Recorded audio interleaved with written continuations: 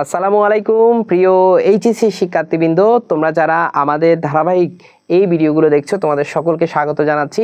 আজকে আমরা মূলত উইথ ক্লু এবং উইদাউট ক্লুর বেসিক গ্রামার ক্লাসে আজকে আমরা চিনবো জানবো অ্যাডভার্ব কোথায় কোথায় বসতে পারে একটি বাক্যে।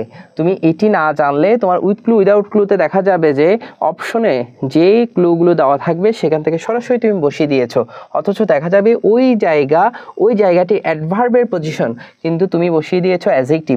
এই ধরনের ভুল থেকে তুমি দূরে থাকার জন্য আমাদের এই ক্লাসগুলো হবে তোমার জন্য একদম বেশি উপযোগী। তো আমরা কথা না বাড়িয়ে ক্লাসে চলে যাই। প্রথম যে রুলস, অ্যাডভার্বের ব্যবহারের প্রথম যে রুলস, অ্যাডজেক্টিভের পূর্বে শূন্যস্থান থাকলে সেখানে অ্যাডভার্ব বসে এবং সেক্ষেত্রে ক্লু হিসাবে নাউন, অ্যাডজেক্টিভ, ভার্ব দেওয়া থাকতে পারে।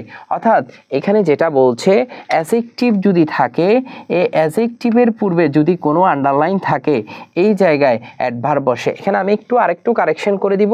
দেখো, এই জায়গায় একটা ডিটারমিনার থাকে সাধারণত, এই ডিটারমিনারের পরে এখানে অ্যাডভার্ব এবং এই জায়গায় অ্যাডজেক্টিভ থাকে। সাধারণত অ্যাডজেক্টিভের পূর্বে যদি তুমি কোনো পার্টস অফ স্পিচ বসাতে চাও সেটা নাউন, অ্যাডজেক্টিভ এবং ভার্ব বসানোর সুযোগ নেই, এগুলোকে চেঞ্জ করে অ্যাডভার্বে নিয়ে আসতে হবে। এটাই মূলত এই রুলসের আলোচনা। আমরা একটু উদাহরণ দিয়ে দেখি। উদাহরণে কি বলেছে দেখো, আই অ্যাম ড্যাশ গ্ল্যাড। অর্থাৎ এই বাক্যে তুমি দেখতে পাচ্ছ অ্যামটা একটা লিঙ্কিং ভার্ব, এই গ্ল্যাডটা একটা অ্যাডজেক্টিভে আছে। কিসে আছে? অ্যাডজেক্টিভে। তাহলে এই অ্যাডজেক্টিভের পর আগে একটি মাত্র আন্ডারলাইন আছে, এই আন্ডারলাইনে এখানে লেখা আছে হাই। তাহলে এই হাই শব্দটিকে তুমি অ্যাডভার্বে নিয়ে আসতে হবে, অর্থাৎ হাইলি বসাতে হবে। কি বসাতে হবে? হাইলি বসাতে হবে। এখানে আনসার দেওয়া আছে, আই এম হাইলি গ্ল্যাড। অর্থাৎ অ্যাডজেক্টিভের পূর্বে সবসময় অ্যাডভার্ব বসে। দেখো, this is a dash important issue. তাহলে এই ইজের পরে যে অংশ আছে সর্বশেষটা আমরা দেখতে পাচ্ছি নাউন, ইম্পর্টেন্ট একটা অ্যাডজেক্টিভ এবং এই একটা ডিটারমিনার। তাহলে এই মাঝখানে যেটি বসবে সেটা অবশ্যই অ্যাডভার্ব হবে, কারণ অ্যাডজেক্টিভের আগে আমরা জানি অ্যাডভার্ব বসে। তাহলে এই সিরিয়াসটাকে চেঞ্জ করে আমরা কি লিখতে হবে? সিরিয়াস দেই। আশা করি বুঝতে পেরেছো। দেখো এরপরে যেটা আছে, দেখো সাহায্যকারী ভার্ব এবং মূল ভার্বের মাঝখানে শূন্যস্থান থাকলে অ্যাডভার্ব বসে। আমি এখানে বলবো এক কথায় অক্সিলারি ভার্ব। এক কথায় অক্সিলারি ভার্ব। দেখো, অক্সিলারি ভার্ব কিংবা modal auxiliary verb, modal auxiliary ভার্বের পরে এবং মেইন ভার্বের মাঝখানে যদি কোনো জায়গা থাকে সেখানে অ্যাডভার্ব বসবে। একদম সিম্পল। অর্থাৎ অক্সিলারি ভার্ব কিংবা মডেল অক্সিলারি ভার্ব এবং মেইন ভার্ব এই দুটোর মাঝখানে যদি কোনো জায়গা থাকে সেখানে অ্যাডভার্ব বসবে। দেখো অক্সিলারি, এখানে কি বসেছে? উইল, এবং এখানে একদম মূল ভার্ব বসেছে কি? অ্যাকসেপ্ট। তাহলে এই মাঝখানে গ্ল্যাডলি বসবে, অর্থাৎ এটা একটা অ্যাডভার্ব। সেমভাবে এটা একটা অক্সিলারি ভার্ব, এটা একটা মূল ভার্ব। এই মূল ভার্বের মাঝখানে এই শব্দটি অ্যাডভার্ব হিসাবে ব্যবহৃত হয়েছে। আশা করি বুঝতে পেরেছো। আমরা 3 নাম্বার রুলসে চলে যাব। দেখো 3 নাম্বার রুলস কি বলেছে? অনেক সময় দেখবে বাক্যে অক্সিলারি ভার্ব কিংবা মডেল অক্সিলারি ব্যবহার হয় না। সাধারণত দুইটা টেন্সে এই ধরনের ঘটনা ঘটে। একটা হলো প্রেজেন্ট ইনডিফিনিট, আর একটা হলো পাস্ট ইনডিফিনিট, আরেকটা কি? Indefinite, past indefinite. এই দুইটা টেন্সে সাধারণত কোনো অক্সিলারি কিংবা মডেল অক্সিলারি ব্যবহার হয় না, অর্থাৎ সরাসরি মেইন ব্যবহার হয়। যেমন ধর রিড, এটা একটা মেইন ভার্ব। কেমন? এখানে দেখতে পাচ্ছ এখানেও একটা রিড আছে, এটা একটা মেইন ভার্ব। এই মেইন ভার্বের এবং সাবজেক্টের মাঝখানে যদি কোনো আন্ডারলাইন থাকে তাহলে সেখানেও আমরা অ্যাডভার্ব ব্যবহার করবো। যেমন ইউজুয়ালটা কি হয়ে গেছে? অ্যাডভার্ব হয়ে ইউজুয়ালি হয়ে গেছে। তার মানে আমরা বলতে পারবো অক্সিলারি, মডেল অক্সিলারি এবং মেইন ভার্বের মাঝখানে যেমন অ্যাডভার্ব বসতে পারে, একইভাবে যদি বাক্যে অক্সিলারি কিংবা মডেল অক্সিলারি না বসে সেক্ষেত্রে মেইন ভার্ব এবং সাবজেক্টের মাঝখানে আমরা কি বসাতে পারবো? অ্যাডভার্ব বসাতে পারবো।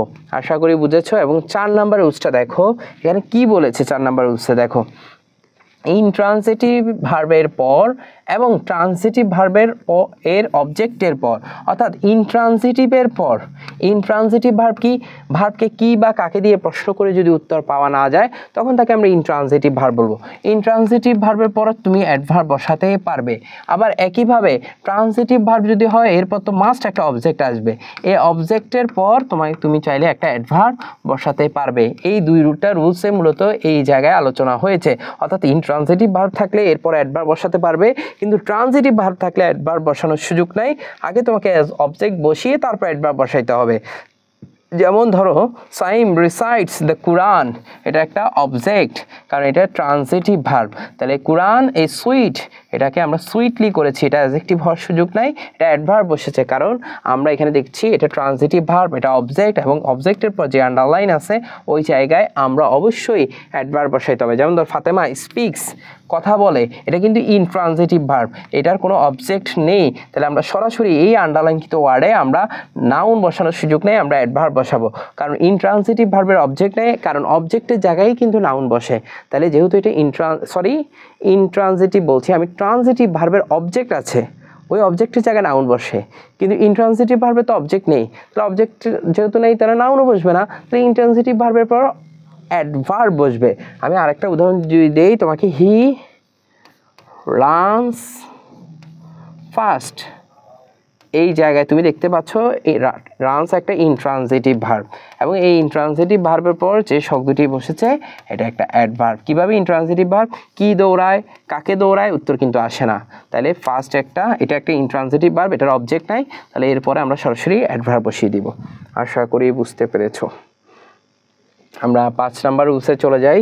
দেখো 5 নাম্বার রুলসে কি বলেছে, সেন্টেন্সের প্রথমেই শূন্যস্থানের পর কমা থাকলে সেখানে অ্যাডভার্ব বসে। এটা একদম কমন, পুরো বাক্যকে যখন মডিফাই করে তখন বাক্যের শুরুতে একটি শব্দ বসে কমা বসার কারণে তাহলে আমরা বুঝতে পারবো ওই শব্দটি একটি অ্যাডভার্ব। যেমন বলতে পারি না, really she is my just friend, সত্যি সে আমার জাস্ট ফ্রেন্ড, এই যে বলছি এখানে রিয়েলি শব্দটা পুরো বাক্যটাকে মডিফাই করেছে। যেমন আমরা বলি finally we have won the game, এই ফাইনালি শব্দটা পুরো বাক্যটাকে মডিফাই করেছে। অর্থাৎ অ্যাডভার্ব কিন্তু নাউনকে ছাড়া বাকি সবাইকে মডিফাই করতে পারে, ভার্বকে করতে পারে, অ্যাডভার্ব নিজেকে করতে পারে, অ্যাডভার্ব অ্যাডজেক্টিভকে করতে পারে, অ্যাডভার্ব পুরো সেন্টেন্সকে করতে পারে, এমনকি অ্যাডভার্ব প্রেপোজিশনকেও কি করতে পারে, মডিফাই করতে পারে। তাহলে আমরা দেখো Nabila is kind to all, এই পুরো বাক্যটাকে মডিফাই করছে একটা অ্যাডভার্ব। তাহলে বাক্যের শুরুতে একটি শব্দ বসে যদি কমা বসে তখন ওই জায়গায় আমরা বুঝাবো একটা অ্যাডভার্ব বসবে, কারণ এটি পুরো বাক্যকে মডিফাই করেছে। Generally Nabila is kind to all. আশা করি বুঝতে পেরেছো। তারপর দেখো 6 নাম্বার রুলস কি বলেছে এখানে, দেখো প্যাসিভ ভয়েসে বি ভার্ব এবং মূল ভার্ব এর মাঝখানে শূন্যস্থান থাকলে অ্যাডভার্ব হয়। এটা আমরা আগেও পড়েছি, একই রুলস, অক্সিলারি ভার্ব এবং মূল ভার্ব এই দুটোর মাঝখানে অবশ্যই অ্যাডভার্ব হবে। অর্থাৎ এই albatross was intentionally killed by the old man, এই যে কিল্ড এটা একটা মেইন ভার্ব, এটা ওয়াজ একটা অক্সিলারি ভার্ব, এই দুটোর মাঝখানে আমরা কি বসিয়েছি, অ্যাডভার্ব বসিয়েছি। দেখো তারপর কি বলেছে 7 নাম্বার রুলস। দেখো অ্যাডভার্বে কিন্তু অনেকগুলো রুলস আছে। প্যাসিভ ভয়েসে মূল ভার্বের পর এবং বাই যুক্ত অবজেক্টের পূর্বে শূন্যস্থান থাকলে সেখানেও অ্যাডভার্ব বসে। আমরা এতক্ষণ জেনেছি এই যে প্যাসিভ ভয়েসে অক্সিলারি এবং এই মেইন ভার্বের মাঝখানে যদি ড্যাশ থাকে তাহলে অ্যাডভার্ব বসে। এখন যে রুলসটা সেটা হলো এই অক্সিলারিও বসে যাবে এবং তোমার মূল ভার্বও বসে যাবে। এই যে বাই যে বসে প্যাসিভের, এই বাইয়ের আগে একটা কি বসবে, অ্যাডভার্ব বসবে যদি আন্ডারলাইন থাকে। অর্থাৎ অক্সিলারি ভার্ব, মেইন ভার্ব, এরপরে বাই থাকলে বাইয়ের আগে যদি কোনো আন্ডারলাইন থাকে তাহলে সেই জায়গায়ও আমরা অ্যাডভার্ব বসাবো যদি আন্ডারলাইন থাকে আর কি সেক্ষেত্রে। এবং লাস্ট ওয়ান, অ্যাডভার্বের লাস্ট ওয়ান রুলস, এটা খুবই কমন, লিঙ্কিং ভার্ব। এটা একদম এক কথা যদি আমি বলি, লিঙ্কিং ভার্বের পরে সাধারণত অ্যাডজেক্টিভ বসে, কিন্তু ওয়ার্ড যদি দুইটা হয় তখন সেক্ষেত্রে আমরা কি বসাবো, সেক্ষেত্রে আমরা বসাবো শেষেরটা অ্যাডজেক্টিভ, এর আগেরটা অ্যাডভার্ব। যেমন দেখো the man is very strong, এই যে ইজ যেটা আছে এটা একটা লিঙ্কিং ভার্ব, তাহলে এটা হওয়ার কথা অ্যাডজেক্টিভ। হ্যাঁ এটা অ্যাডজেক্টিভই আছে ভাইয়া, কিন্তু এখানে তো দুটো শব্দ, তাহলে এর আগেরটা হয়ে যাবে অ্যাডভার্ব, কারণ এটা অ্যাডজেক্টিভকে মডিফাই করেছে। যেমন হি ইজ অলওয়েজ লেট, ইজটা কিন্তু একটা লিঙ্কিং ভার্ব, এই লেটটা একটা অ্যাডজেক্টিভ, লেটটা একটা কি অ্যাডজেক্টিভ, এবং এই অ্যাডজেক্টিভের আগে অ্যাডভার্ব বসেছে। লিঙ্কিং ভার্বকে আমরা জেনেছি সাবজেক্ট আর এক্সটেনশন যদি সমান হয়ে যায় তখন তাকে আমরা মাঝখানে ভার্বটাকে লিঙ্কিং ভার্ব বলবো। আশা করি বুঝতে পেরেছো। এক কথায় যদি আমি তোমাদেরকে বলি অ্যাডভার্ব কি, অ্যাডভার্ব হলো সেটা যা কিনা নাউনকে ছাড়া বাকি সবগুলোকে মডিফাই করতে পারে, অর্থাৎ ভার্বকে মডিফাই করে, অ্যাডজেক্টিভকে মডিফাই করে, অ্যাডভার্ব নিজেকে নিজে মডিফাই করতে পারে, এমনকি অ্যাডভার্ব একটা সেন্টেন্সকে মডিফাই করতে পারে। এবং বাক্যে কোথায় কোথায় বসতে পারে, সাবজেক্ট এবং মেইন ভার্বের মাঝখানে বসে, অক্সিলারি, মডেল অক্সিলারি এবং মেইন ভার্বের মাঝখানে বসে। তারপর কোথায় বসতে পারে, পেসিভ হলে পেসিভের ক্ষেত্রে বাইয়ের আগেও তোমার মেইন ভার্বের পরে এবং বাইয়ের আগেও তোমার কি বসতে পারে, অ্যাডভার্ব বসতে পারে। অ্যাডজেক্টিভের আগে কিন্তু আমরা অ্যাডভার্ব বসিয়ে থাকি। আশা করি বুঝেছো। আমাদের ধারাবাহিক ক্লাসে তোমাদের সকলকে দেখার জন্য আমন্ত্রণ রইল। বন্ধুবান্ধব সকলকে একটু শেয়ার করে দাও। আমাদের পেজ জাহিদ স্যার নামে আছে এবং ইউটিউব চ্যানেল একটু সাবস্ক্রাইব করে দাও। নিয়মিত আরও ভালো ভালো ভিডিও পেতে আমাদের সাথে থাকো।